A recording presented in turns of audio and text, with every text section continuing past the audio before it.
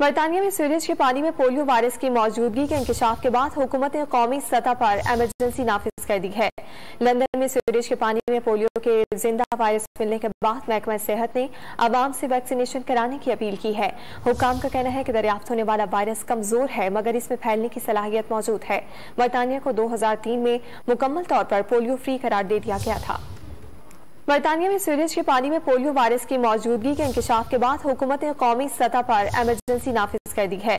London में sewerage के पानी में पोलियो के जिंदा वायरस मिलने के बाद महकमा सेहत ने आवाम से वैक्सीनेशन कराने की अपील की है। हुक्काम का कहना है कि दरियाफ्त होने वाला वायरस कमजोर है मगर इसमें फैलने की सलाहियत मौजूद है। बरतानिया को 2003 में मुकम्मल तौर पर पोलियो फ्री करार दे दिया गया था। बरतानिया में सीवरेज के पानी में पोलियो वायरस की मौजूदगी के इंकशाफ के बाद हुकूमत ने कौमी सतह पर इमरजेंसी नाफिज कर दी है। लंदन में सीवरेज के पानी में पोलियो के जिंदा वायरस मिलने के बाद महकमा सेहत ने आवाम से वैक्सीनेशन कराने की अपील की है।